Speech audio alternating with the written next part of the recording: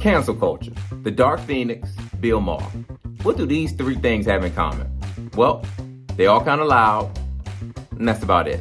On the surface, but I think I found something else. Let's start with the Dark Phoenix, a supernatural force that overtakes Jean Grey. The Phoenix Saga was a fixture of your Saturday mornings if you're 30, 40 years old.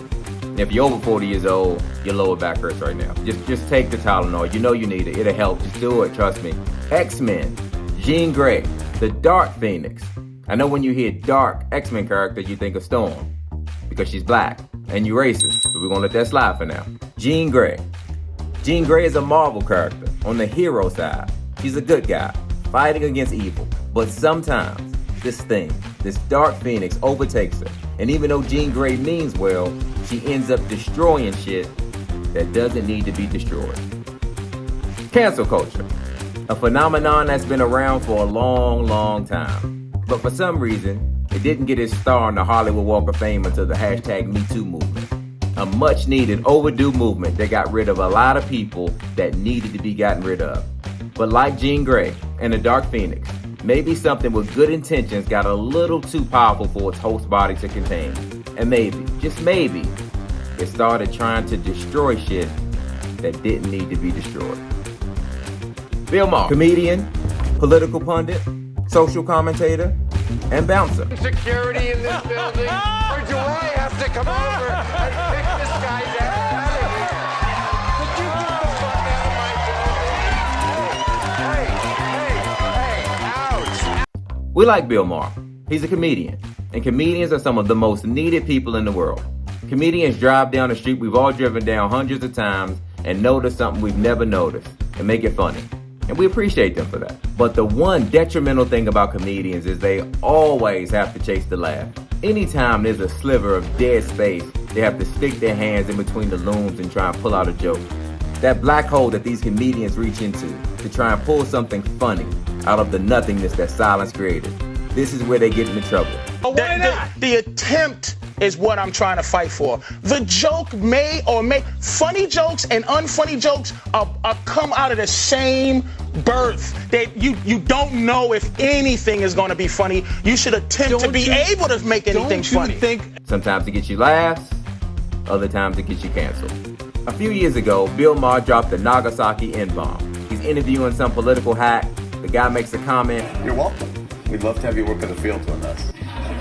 And in Bill Maher's comedic brain, he has to come back with a joke. He's giving himself a nanosecond to come up with something that will make a room full of people laugh. He could just not try and make the joke, but then he wouldn't be a comedian. In that hit or miss world where it's all or nothing, he swings big and misses big. Work in the field? That's part of that. That's Senator. I'm a house nigga. No, it's a joke. All hell breaks loose, and Bill Maher's on the chopping block to be canceled. Now to the growing outrage here at home over the racial slur on a live television show. Now what do y'all think about that? Do you think Bill Maher dropping the Nagasaki N-bomb should have gotten him canceled? Because I don't.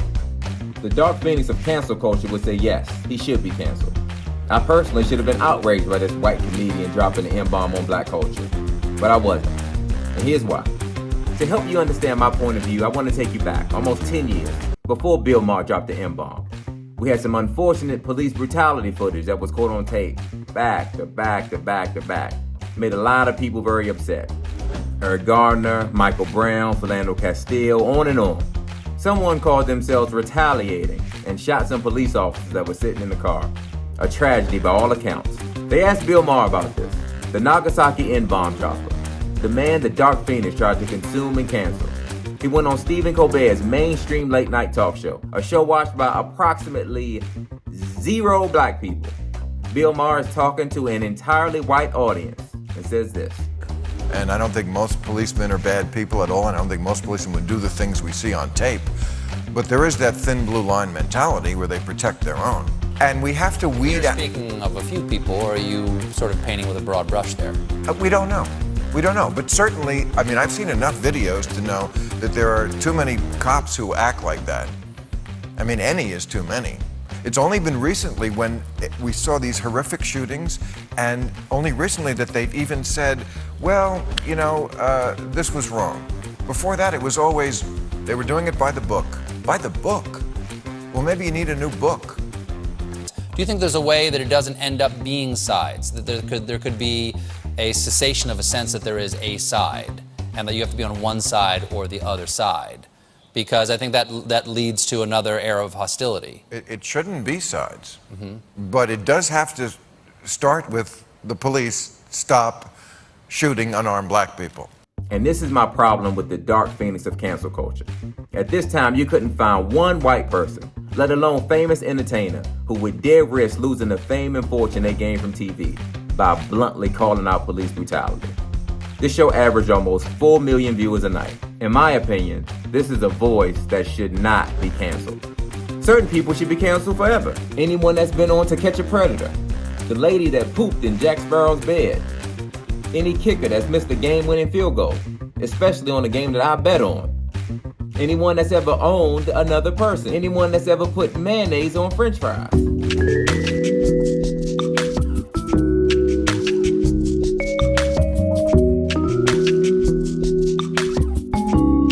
Cancel culture just doesn't seem to understand nuance. Cancel culture seems to only be equipped with Nagasaki bombs ready to obliterate everything, when most cancellations don't require complete annihilation. The culture would be better served sometimes to use a scalpel, to surgically go in and remove the cancers from society that need to be canceled. And let us not forget that Jesus said, "Let he who is without sin cast the first stone." But Jesus condoned owning slaves and killing firstborns and other demented things that probably should have gotten him canceled. And they did cancel him.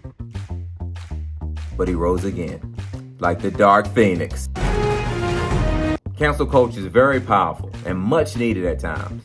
Other times, we could use a little more Jean Grey when things start to get out of control. I'll leave you with this request. Please don't cancel me. I mean, if you cancel me, how will I make a living? How will I feed my family? I mean, if I do or say things that get me canceled, what job will ever hire me?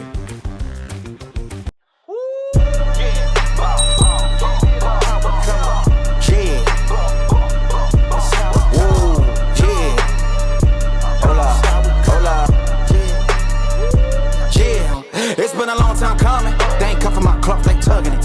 Putting up numbers, 99 pounds, and I still kept it 100.